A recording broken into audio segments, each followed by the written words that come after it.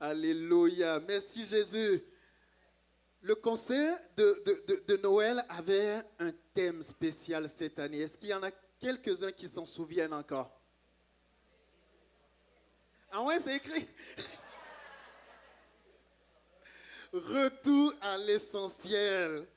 Effectivement, c'était le thème du concert de Noël. Retour à l'essentiel. Et comme Pasteur Kivens l'a annoncé au début de la réunion, on veut rester dans cette thématique tout au long du mois de décembre parce que c'est un thème important. Retour à l'essentiel.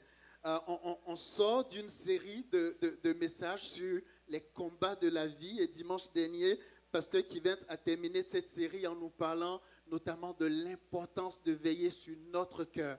Et là, nous commençons une nouvelle série cette semaine avec le thème Retour à l'essentiel. Et vous allez voir que ce n'est pas très loin, ce n'est pas très différent déjà de ce que Pasteur Kivens nous a partagé la semaine dernière. Il y a des moments dans la vie où on a besoin de s'arrêter un instant et de revenir à l'essentiel. Et de revenir à ce qui est vraiment important. Ce qui est essentiel, c'est ce qui est indispensable. C'est ce qui est très important. Ce qui est essentiel, c'est ce dont on ne peut pas se passer. Ce qui est essentiel, c'est ce qui est nécessaire à l'existence de quelqu'un ou de quelque chose. C'est ce qui est capital, ce qui est crucial, extrêmement important. Et des fois, justement, c'est bon dans la vie où des fois, on n'a d'ailleurs pas le choix que de devoir s'arrêter par moment pour se concentrer sur des choses qui sont vraiment essentielles. Et Noël, c'est un de ces genres de moments dans la vie où on est amené par moment justement à s'arrêter un instant et à se concentrer sur ce qui est essentiel.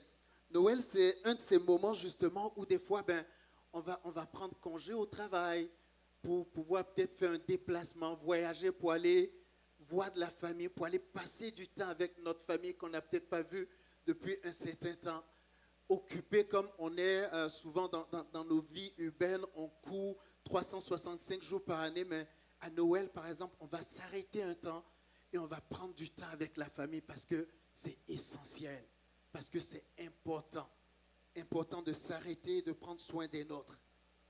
C'est un moment, souvent Noël, où on va s'arrêter également justement pour témoigner de l'amour, de l'affection autour de nous, passer du temps souvent avec nos enfants, leur témoigner de l'affection, les couvrir de cadeaux, pas juste les enfants, nos conjoints, conjointes également, les membres de notre famille, passer du temps, prendre le temps de dire c'est important, tu es important pour moi, tu comptes pour moi et je veux être avec toi.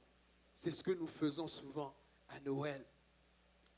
C'est important pour nous parce qu'on prend même le temps de montrer de la bonté, de la bienveillance, même à des gens qu'on ne connaît pas. Vous avez remarqué, généralement, dans la période de Noël, tout le monde est gentil, généralement, avec tout le monde. Même dans la rue, quand quelqu'un nous approche et nous demande un petit d'eux, on est plus porté généralement dans le temps de Noël à donner. Même il y a la fameuse guignolée des médias que les médias organisent pour venir en aide justement aux vulnérables, aux faibles dans la société. Tout le monde a le cœur sur la main à Noël. Et on trouve que c'est important de s'arrêter un instant pour se concentrer sur des valeurs, des choses qui sont plus importantes. Et c'est vraiment important.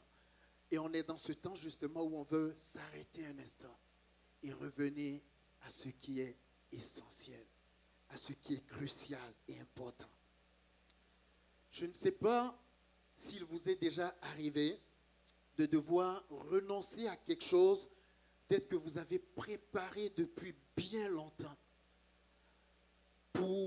Pour pouvoir peut-être plutôt vous concentrer ou vous consacrer sur une situation imprévue qui est arrivée, qui est plus importante encore que ce que vous aviez préparé. Par exemple, je ne sais pas moi, peut-être devoir annuler des vacances pour lesquelles vous avez économisé pendant plus d'1 an. Peut-être parce que tout d'un coup, le toit de votre maison a commencé à couler.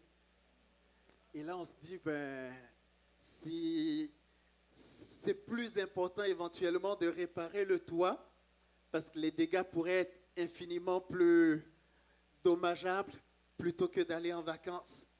Et pourtant, ces vacances que vous aviez préparées depuis des années, vous en aviez parlé à tous vos amis, vous avez commencé à vous renseigner sur la destination, vous avez regardé les photos, vous rêvez à ça depuis des nuits et des nuits. Et tout d'un coup, une situation plus importante, imprévue arrive et vous choisissez de renoncer à vos vacances, de mettre ça de côté pour pouvoir vous consacrer à ce qui est encore plus important, à ce qui est essentiel. Peut-être également, je ne sais pas, vous avez dû renoncer au rêve de poursuivre vos études que vous chérissiez, que vous vouliez peut-être depuis si longtemps. Peut-être pour pouvoir vous occuper d'un enfant ou d'un conjoint ou d'un proche qui est récemment tombé gravement malade, éventuellement. Donc, une situation plus importante de la vie qui s'impose à vous et qui vous oblige peut-être à devoir arrêter ou renoncer à quelque chose pour laquelle vous vous consacriez pourtant depuis si longtemps. Ou peut-être encore une autre situation moins drôle, devoir peut-être repousser de plusieurs mois la date de votre mariage que vous prépariez depuis peut-être 1 an parce qu'il y a eu peut-être un décès dans la famille. Et souvent, justement, la vie est faite de toutes sortes de situations où on est amené souvent à s'arrêter pour pouvoir se concentrer ou se consacrer à quelque chose de plus important, à quelque chose d'essentiel, de capital, de vital. Vous savez, cette semaine, je regardais aux nouvelles, il y a un monsieur français qui est marié à une jeune dame syrienne. Et au fort de la guerre en Syrie, en 2015, la famille de cette femme était menacée. Et plusieurs fois, les sœurs de cette dame étaient menacées de viol. Son père, là-bas en Syrie, avait même été déjà arrêté et torturé. Et l'époux, qui est français, a pris sur lui de mettre sur la glace toute sa vie, son travail, ce qu'il faisait, c'était un juriste d'ailleurs, et d'aller aider sa belle famille à sortir de Syrie et à pouvoir traverser et entrer en Italie pour mettre sa belle famille au large en sécurité. Et c'est ce qu'il a fait, et il a réussi à faire passer la belle famille de l'autre côté. Mais surprise, cette semaine justement, il a été condamné par un tribunal en Grèce à 7 ans de prison parce qu'on l'a accusé d'avoir agi comme un passeur. Et des fois, justement, on est amené par la vie à arrêter un instant, à se concentrer sur certaines choses plus essentielles. Mais malheureusement, des fois, ça nous met même peut-être dans l'embarras où ça nous coûte extrêmement. Mais c'est important pour nous, des fois, de devoir faire pause et de revenir à ce qui est plus important. Et ce matin, j'aimerais vous parler justement d'une jeune dame qui a dû s'arrêter un instant dans sa vie pour changer tous ses plans et pouvoir se concentrer sur quelque chose qui était essentiel. Essentiel pour sa propre vie, mais essentiel aussi pour l'histoire de l'humanité. Et j'aimerais vous inviter, si vous avez vos Bibles, à lire avec moi dans Luc au chapitre 1, sinon ça va s'afficher en arrière, les versets 26 à 38. Luc au chapitre 1, les versets 26 à 38.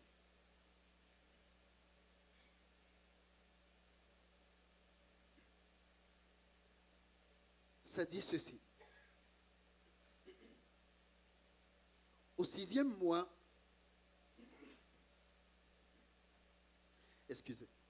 au 6e mois, l'ange Gabriel fut envoyé par Dieu dans une ville de Galilée appelée Nazareth, auprès d'une vierge fiancée à un homme de la maison de David nommé Joseph. Le nom de la vierge était Marie. L'ange entra chez elle et dit, « Je te salue, toi à qui une grâce a été faite. Le Seigneur est avec toi. » Troublée par cette parole, Marie se demandait ce que pouvait signifier une telle salutation. L'ange lui dit, « Ne crains point, Marie, car tu as trouvé grâce devant Dieu. Et voici, tu deviendras enceinte et tu enfanteras un fils et tu lui donneras le nom de Jésus. Il sera grand et sera appelé fils du Très-Haut. Et le Seigneur Dieu lui donnera le trône de David, son père. Il régnera sur la maison de Jacob éternellement et son règne n'aura point de fin. Marie dit à l'ange, « Comment cela se fera-t-il puisque je ne connais point d'homme ?» L'ange lui répondit, « Le Saint-Esprit viendra sur toi et la puissance du Très-Haut te couvrira de son ombre. C'est pourquoi le Saint-Enfant qui naîtra de toi sera appelé Fils de Dieu. Voici, Élisabeth, ta parente, a conçu, elle aussi, un fils en sa vieillesse. Et celle qui était appelée stérile est dans son 6e mois, car rien n'est impossible à Dieu. » Marie dit, « Je suis la servante du Seigneur, qu'il me soit fait selon ta parole. » Et l'ange la quitta. Voulez-vous courber vos fronts avec moi un instant, nous allons prier. Seigneur, nous bénissons ton nom, nous te louons et nous te rendons grâce parce que tu es au milieu de nous ce matin. Seigneur, on veut te dire merci pour ton amour. On veut te dire merci, Seigneur, parce que tu as pensé à nous et tu as donné pour nous un cadeau essentiel, un cadeau précieux, le cadeau que tu avais de plus précieux, ton Fils, ton unique. Et Seigneur, ce matin, on veut te dire merci parce que grâce à ce cadeau, nous sommes ici aujourd'hui dans ta présence. Seigneur, on veut t'accueillir, on veut recevoir à nouveau ce cadeau ce matin, comme ce qu'il y a de plus précieux au monde. Et on veut te faire une place de roi dans nos cœurs. Seigneur, on te souhaite encore la bienvenue ce matin. Et on te dit, viens, prends toute la place. Viens et règne. Viens et prends nos cœurs.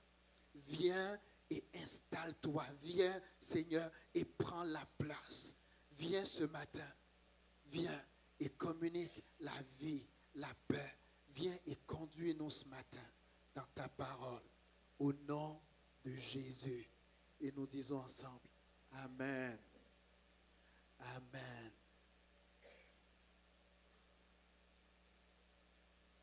On nous parle ici d'un ange qui est envoyé vers une jeune fille.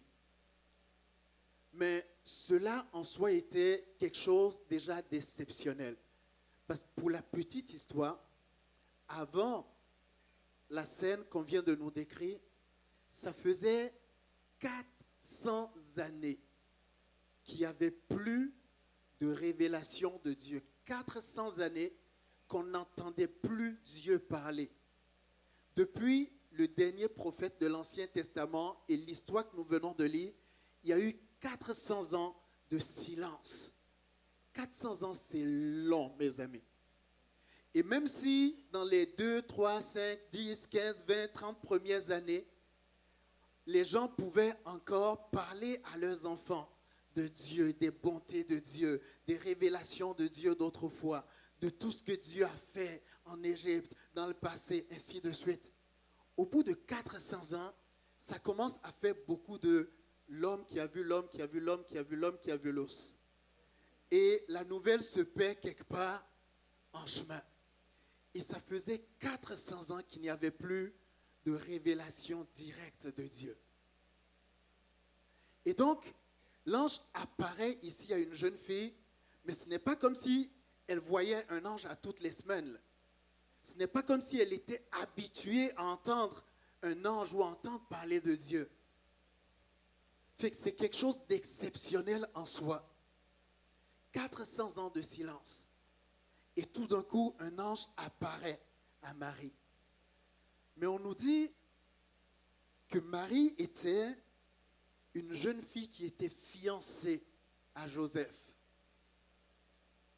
Et je sais qu'il y a quelques fiancés dans la salle, mais il y a plusieurs couples mariés également. Je sais que vous vous rappelez de cette étape-là. Et quand on est fiancé, je ne pense pas que ce à quoi on rêve soit des plans pharaoniques qui vont venir chavirer notre vie, tout sens dessus, dessous. Quand on est fiancé, tout ce à quoi on pense, c'est on rêve à lui, on rêve à elle, on pense aux beaux projets qui s'en viennent, on pense à notre mariage, on commence à le préparer, on pense à passer du temps avec lui. On pense, dès qu'on le voit, dès qu'on l'entend, ou dès qu'on la voit ou qu'on l'entend, les papillons sont là, les papillons montent. Dès qu'on le voit, les cœurs sont dans les yeux. Et c'est à ça qu'on pense, et c'est à ça qu'on rêve, n'est-ce pas?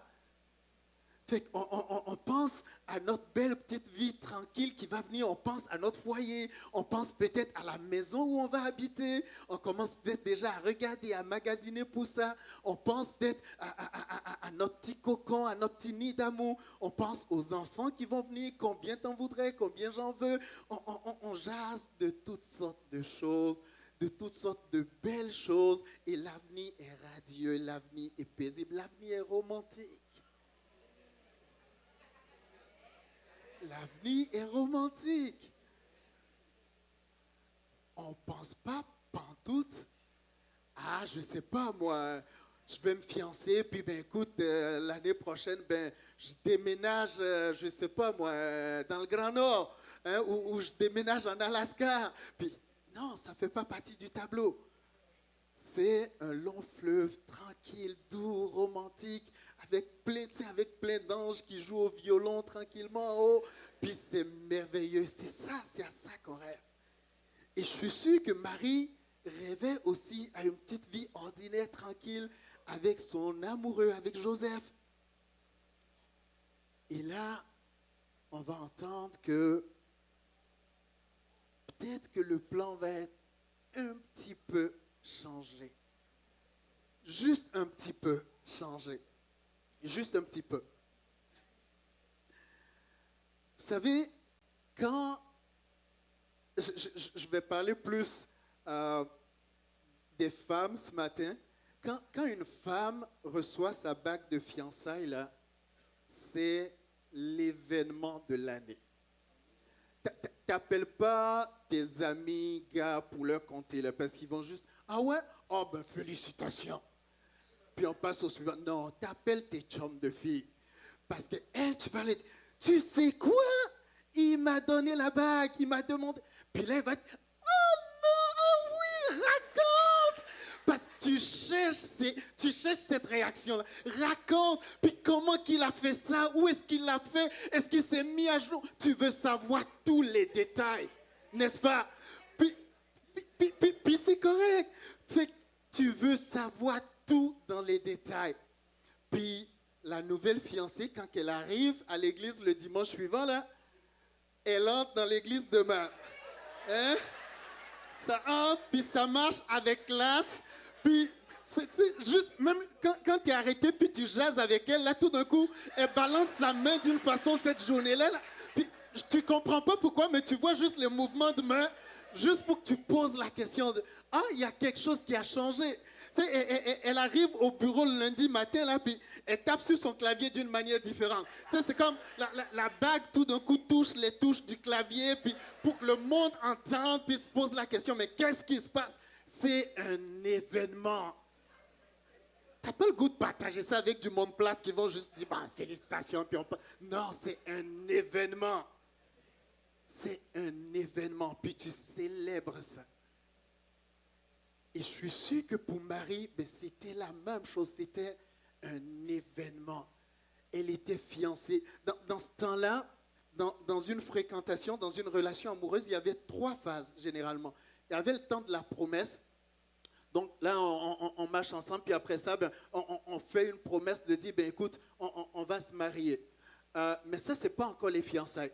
Après ça, il y a les fiançailles vraiment. Là, ça devient plus sérieux. Là, c'est vraiment un engagement clair, quasiment, pratiquement, valeur, pratiquement, je dis pratiquement déjà de mariage, de dire, on sait qu'on est réservé l'un pour l'autre, puis on s'en va là. Puis là, les familles sont impliquées déjà, le deal est scellé là. Le deal est scellé.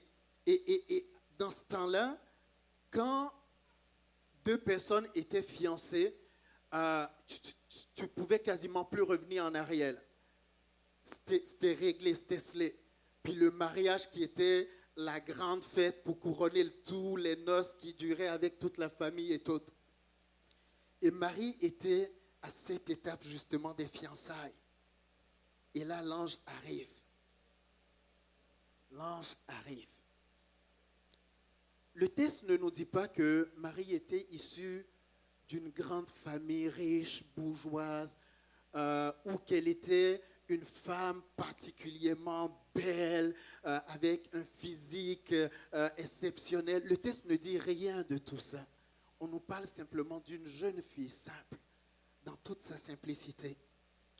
Le texte ne nous dit pas non plus qu'elle a été choisie parce qu'elle était super intelligente, parce qu'elle était bardée de diplômes, ou parce qu'elle avait plein de talents. Rien de tout ça. L'ange arrive et l'ange lui dira, « Je te salue, toi, à qui une grâce a été faite. Le Seigneur est avec toi. » Cette salutation de l'ange fait ressortir déjà le fait que Marie n'a pas été choisie par mérite, mais c'était simplement une faveur, une grâce, un cadeau immérité. Je te salue, toi, à qui une grâce a été faite. Donc, ce n'était pas un choix basé sur la personne, les qualités, les capacités de Marie, mais c'était un cadeau, une grâce. Dieu avait besoin de quelqu'un et Dieu avait trouvé dans cette jeune fille-là la personne dont il avait besoin pour accomplir son plan. Non seulement l'annonce de l'ange vient un petit peu déjouer les plans et le programme de la jeune fiancée, mais cette annonce a ceci de particulier, c'est que elle mettait aussi en jeu la réputation et même la vie de Marie. La réputation de Marie, parce que l'ange lui dit, tu deviendras enceinte, tu auras un enfant. Elle dit, ben ça se peut pas, je suis juste fiancée. Puis je ne sais pas si tu sais, l'ange, mais chez nous autres, ici, humains en Israël, ben quand tu es fiancé, ben la cigogne ne passe pas encore. Fait que ben ça ne se peut pas ce que tu me dis. Puis ben l'ange lui dit, le Saint-Esprit viendra sur toi. Minute là. On n'avait jamais entendu parler d'une affaire pareille dans l'histoire de l'humanité. Imaginez Marie, même déjà, parce qu'en tant que fiancée à cette époque-là, elle était encore à la maison chez ses parents, fort probablement. Imaginez Marie tout d'un coup qui se retrouve enceinte, puis qui doit expliquer ça à son père, ou à son entourage, ou à ses amis. Dit, ben je suis juste fiancée avec Joseph, mais le Saint-Esprit est venu sur moi, puis ben là tout d'un coup je suis enceinte. Ben oui, on te croit, on comprend ça, ben oui. Ben oui. Ça mettait sa réputation en jeu. Donc, l'ange vient lui dire, non seulement ton beau fleuve tranquille, romantique que tu vois, je viens m'impliquer là-dedans pour le dévier un petit peu, mais en plus, ce que je te propose, t'expose à être calomnié.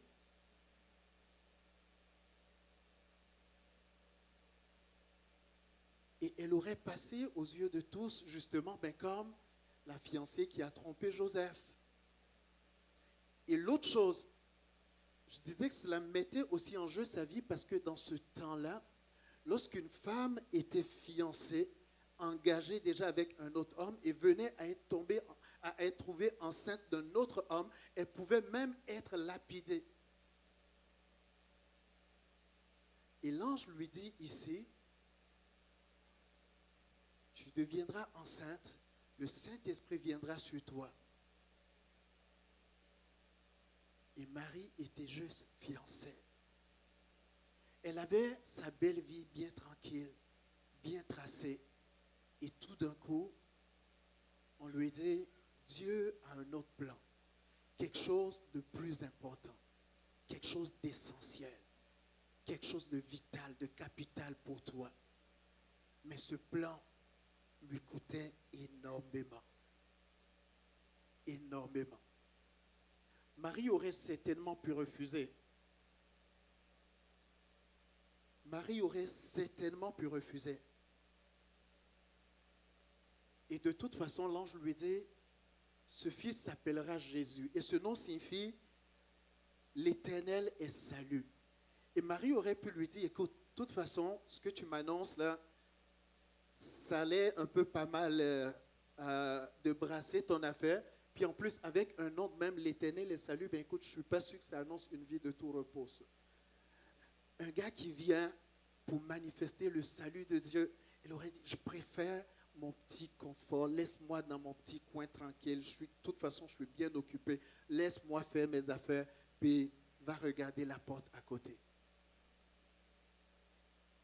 Si elle avait fait ça, l'ange se serait probablement tourné vers une autre vierge en Israël, peut-être.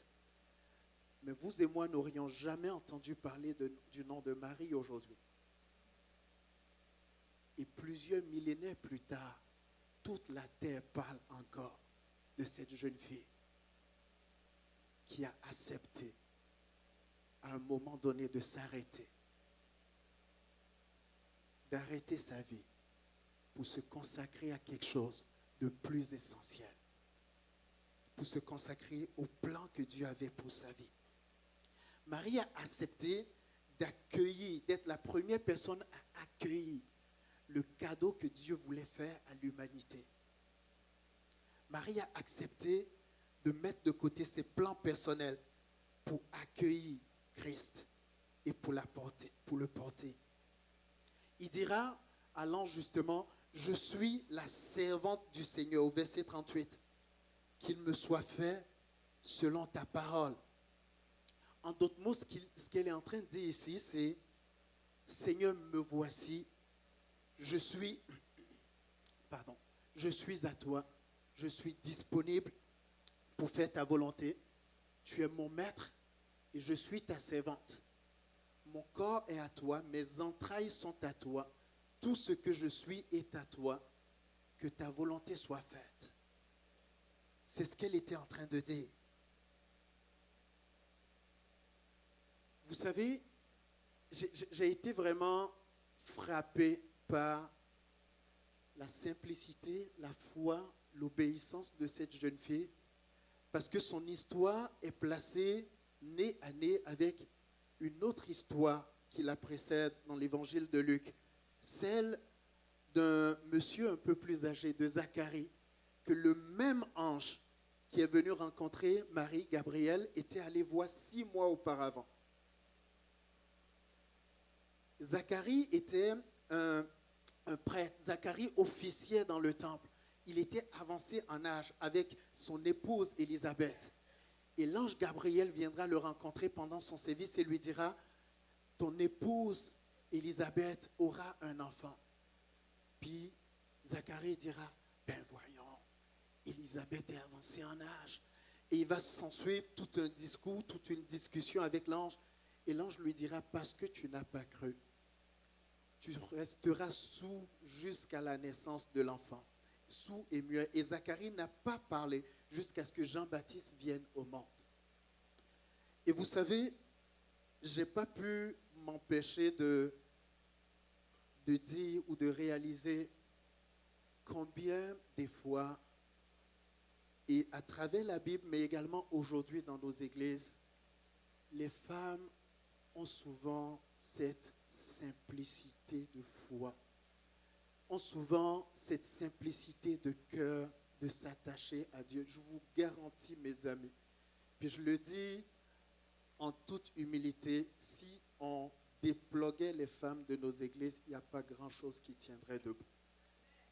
J'ai regardé un petit peu dans tout l'Ancien Testament. Quand Dieu appelle Moïse, la première réponse de Moïse, c'est « Mais je ne sais pas parler, je bégaye, j'ai la langue embarrassée. » Des arguments, des arguments, des arguments. Quand Dieu parle à Abraham, « Mais Sarah est avancée en âge. » Quand Dieu parlera un peu plus tard à Gédéon, oh mais comment je saurais? Ben écoute, je vais mettre une toison. Ben écoute, aujourd'hui que la rosée tombe sur la toison. Ok, ben demain que la rosée tombe partout dans le jardin. On jase, on essaie de négocier, on essaie de comprendre. Zacharie, on en a parlé tantôt. Et j'en passe, et j'en passe, et j'en passe. Et l'ange se tourne vers la jeune Marie et dit, ben ça ne se peut pas, je suis juste fiancée. L'ange dit, le Saint-Esprit s'en occupe. Elle dit, ben si c'est ça, ben, je suis la servante du Seigneur, que sa volonté soit faite. Écoutez, je suis sûr que lorsque l'ange Gabriel est retourné au ciel ce jour-là, le Seigneur même devait être surpris de le voir revenir aussi vite. Parce que le shift cette journée-là était très court. Contrairement à 6 mois auparavant où il fallait négocier avec Zacharie, jaser, négocier toutes sortes de choses. Là, il y a fait un petit shift. Il a jasé avec Marie. Marie dit, ok, le deal est réglé. Retour, direct. L'affaire est réglée. On passe à autre chose. Marie a accepté. Elle a accepté de faire de la place. Elle a accepté de mettre sa vie en pause un instant. Faire de la place pour accueillir le cadeau précieux que Dieu avait pour elle et pour l'humanité. Bien d'autres, dans la même période, n'avaient pas peut-être le temps ou n'avaient pas de place pour recevoir ce même cadeau qui arrivait. Vous vous rappelez qu'il n'y avait plus de place pour eux dans les auberges, dans les hôtels? C'était comme la Formule 1 à l'époque. La ville était pleine à craquer. C'était le recensement. Toutes les chambres étaient déjà prises. Business as usual. Les affaires roulent. On n'a pas de temps pour niaiser. On n'a pas de temps pour accueillir un pauvre charpentier qui vient avec une fille des campagnes pour venir nous dire, nous on veut accoucher, puis l'ange nous a fait des promesses. Regarde, allez voir là-bas la mangeoire, là, il y a de la place. Il y a de la place par là-bas. Nous, on est trop occupés, on a d'autres choses à faire. On n'a pas le temps. Il n'y a pas de place. Il n'y a pas de place, même dans les hôpitaux. Il n'y avait pas de place pour lui non plus dans les palais royaux. Il n'y avait pas de place. Et même, il n'y avait même pas de place non plus auprès même des religieux de l'époque. Mais il a trouvé une place auprès d'une jeune fille simple.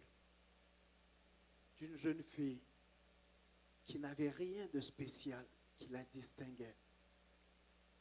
Mais une jeune fille qui avait accepté simplement d'ouvrir son cœur pour recevoir ce que Dieu avait pour elle.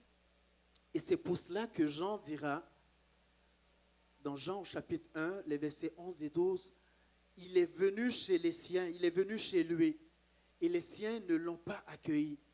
Certains pourtant l'ont accueilli, dira-t-il. Ils ont cru en lui. À tous ceux-là, il a accordé le privilège de devenir enfant de Dieu. Cet enfant qui venait était justement un cadeau que Dieu nous faisait. Et ce cadeau apportait avec lui quelque chose de spécial. Il apportait un paquet, il apportait, j'allais dire, un ensemble de grâces, de bénédictions que Dieu voulait nous faire. Il venait avec une mission spéciale. Il venait avec le mandat de faire de ceux qui pourront lui faire une place dans leur cœur des enfants de Dieu. Et c'était le cadeau de Dieu pour nous, pour l'humanité. C'était le cadeau de Dieu que Marie a accepté, elle, d'accueillir pour pouvoir le transmettre à l'humanité. Il est venu chez lui et les siens ne l'ont pas accueilli. Mais à tous ceux qui l'ont accueilli, il a accordé le privilège de devenir enfant de Dieu. Et ce matin, mes amis, justement, c'est ce à quoi nous pensons quand nous parlons de Noël. Nous parlons de ce cadeau précieux de Dieu qui est venu pour toi et moi. Ce cadeau précieux de Dieu qui est venu pour faire de toi et moi des enfants de Dieu. Ce cadeau précieux qui est venu pour faire de toi et moi des gens en qui coule la vie divine, des gens en qui coule la nature divine. Ce cadeau précieux qui est venu pour faire de toi et moi des gens qui marchent avec les ressources célestes, les ressources de Dieu, des enfants de Dieu. Vous savez, je ne sais pas si vous avez déjà vu, même les enfants des présidents, et surtout particulièrement les enfants des présidents aux États-Unis, même quand ils vont à l'école, il y a les services de sécurité qui sont là pour assurer leur sécurité, qui les conduisent. Il ne va pas jouer tout seul au parc. Il y a un service de sécurité toujours autour qui veille dessus. Et parce que toi et moi sommes enfants de Dieu également, le Seigneur également envoie ses anges veiller sur ta vie et te conduire, t'accompagner, parce que tu es son enfant. Et le texte continuera en disant, nous ne sommes pas nés de la volonté d'un homme, nous sommes nés de Dieu lui-même, de la nature de Dieu lui-même. C'est le cadeau qu'il était venu pour nous porter. C'est le cadeau qu'il était venu pour nous porter. Il est venu pour pouvoir nous dire simplement que le Père là-haut était intéressé à passer du temps avec nous, à avoir une relation avec nous. Il est venu pour nous dire que le Père nous aime et que nous sommes précieux pour le Père. Il est venu pour nous dire que nous avons de la valeur aux yeux du Père, au point où le Père a choisi de nous adopter et de faire de nous des princes et des princesses.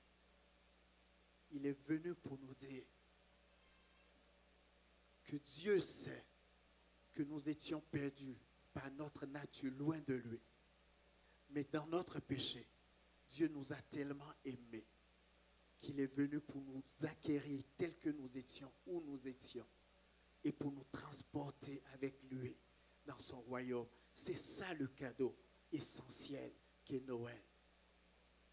Et ce matin, pour plusieurs, il est encore possible de recevoir ce cadeau précieux. Ce matin, pour plusieurs, il est encore possible, peut-être comme Marie, de faire de la place pour accueillir ce cadeau précieux. Vous savez, Nadia et moi sommes heureux parents de deux jeunes enfants. On a une princesse de 6 ans qui s'appelle Shana. Et Shana est une fille très tendre. Et hier soir, on est rentré du concert, puis avant d'aller se coucher, elle vient se coller à moi, puis elle dit « Oh, moi j'aime beaucoup mon papa. » Puis quand elle fait ça, évidemment, ça me fait tellement plaisir, puis ça me touche mon cœur de papa parce qu'elle vient passer du temps avec moi, elle prend le temps juste pour être avec moi. Et elle, je sais que ça lui fait du bien, puis moi aussi, ça me fait le plus grand bien. Et les matins, généralement, quand je vais les déposer, on dépose David à la garderie, puis Shana à l'école. Généralement, je dépose David avant, puis ensuite, je continue le chemin avec Shana. Puis le temps, généralement, qu'on fait la route, entre juste nous deux, c'est souvent notre moment que j'appelle les matins, souvent notre instant philosophie. Parce que c'est là toujours que Shana sort des questions que tu ne t'attends pas forcément. Et un de ces matins-là, il n'y a pas si longtemps, justement, elle me dit, papa, moi quand je vais grandir, ben, je ne veux pas me marier. J'étais vraiment surpris. Je dis, ben là, comment ça? Qu'est-ce que tu racontes? D'où tu sors ça, tu sais? Puis elle dit, ben non, ben parce que moi, je veux toujours rester avec mon papa et ma maman. Fait que je ne veux pas me marier. Parce que si je me marie, je sais que je vais devoir partir. Fait que je veux toujours rester. Fait que je dis, ah, ben écoute, mais non, ma chérie, tu sais, il faut que tu te maries parce que ben, quand tu vas grandir, tu vas en trouver un beau gars. Puis ben écoute, tu vas l'aimer, puis tu vas vouloir partir. C'est normal, c'est la vie, ça arrive. Puis elle me dit, ben à ce moment-là, tu sais, si je me marie, ben je vais demander à mon mari qu'il vienne pour qu'on habite ensemble chez papa et maman parce que moi, je ne veux pas partir. Et j'ai dit, on s'en reparle dans une couple d'années. On va voir si tu as vraiment le goût de revenir habiter là avec ton mari. On s'en reparlera d'ici peut-être 12, 13, 14 ans. On va s'en parler dans 12, 14 ans. On verra si ça a changé un petit peu. Je vous raconte cette anecdote-là pour vous dire que mon petit cœur de papa est quand même touché de voir ma fille qui me dit « Mais c'est quoi? Moi, je ne veux pas m'en aller parce que je veux toujours rester avec papa et maman. » Et c'est merveilleux, c'est beau. Et quelque part, c'est aussi pour ça que notre papa en haut nous a fait ce beau cadeau. Pour que nous puissions rester avec lui tout le temps. Et lui, ça ne le dérange même pas que tu viennes avec ton mari ou avec ta femme. Il y a de la place en masse. Vous pouvez venir ensemble. Puis vous pourrez rester ensemble dans sa présence. Il a donné ce cadeau précieux pour pouvoir vous avoir ensemble. Je vais inviter les musiciens à commencer à revenir sur le stage. Et c'est cela, le beau cadeau essentiel qu'est Noël.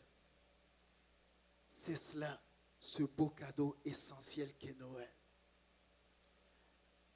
Dieu nous a offert son Fils, son unique, afin d'avoir une relation personnelle, intime avec toi et moi.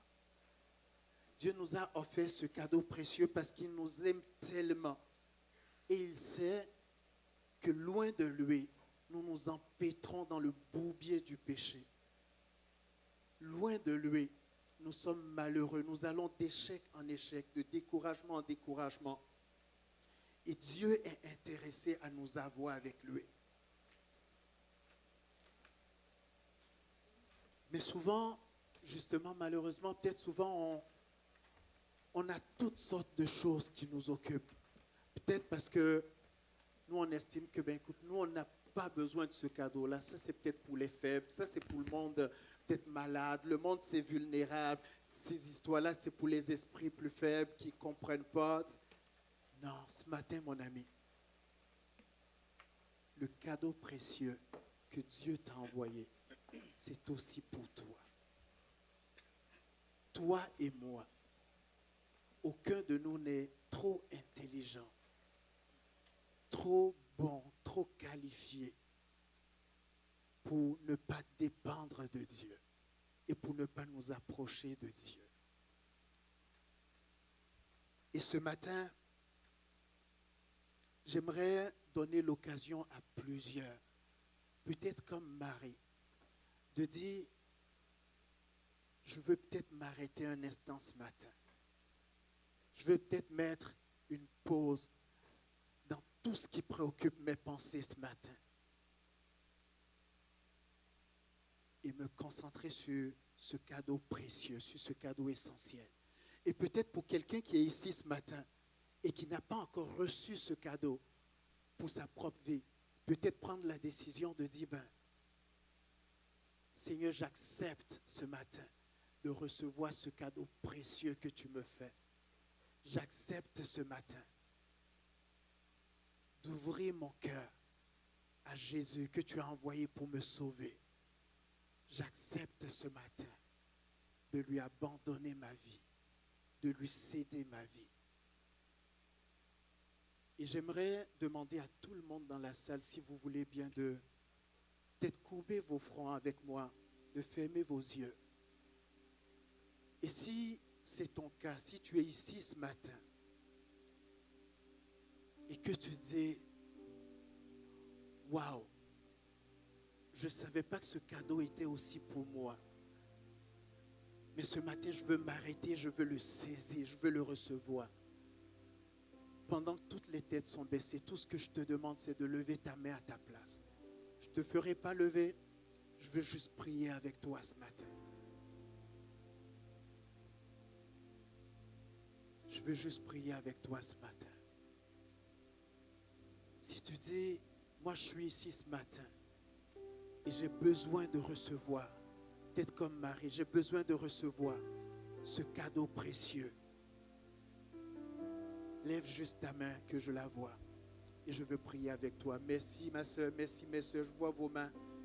Gardez vos mains levées, merci Jésus. S'il y a d'autres mains, levez vos mains simplement, je veux prier avec vous ce matin. Merci mon frère, je vois ta main.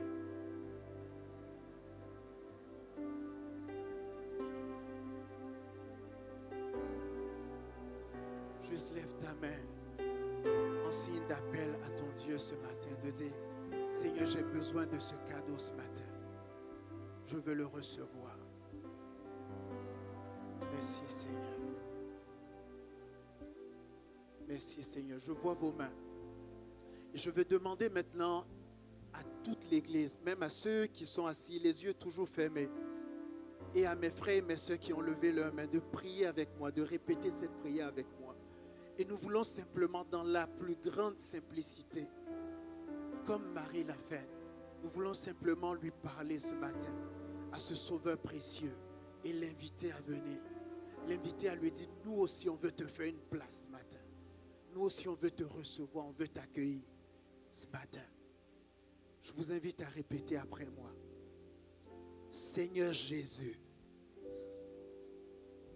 merci parce que tu es ce cadeau précieux que Dieu a donné pour ma vie. Je te remercie parce que tu m'aimes. Seigneur, je te reçois ce matin comme le cadeau de Dieu pour ma vie. Seigneur, viens et entre dans mon cœur. Je m'abandonne à toi. Je te donne ma vie.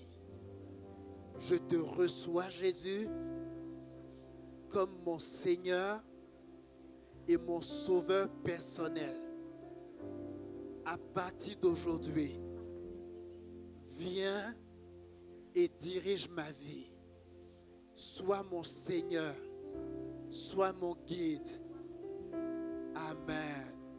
Alléluia. Est-ce qu'on peut donner une bonne main à Dieu ce matin, Gospel V?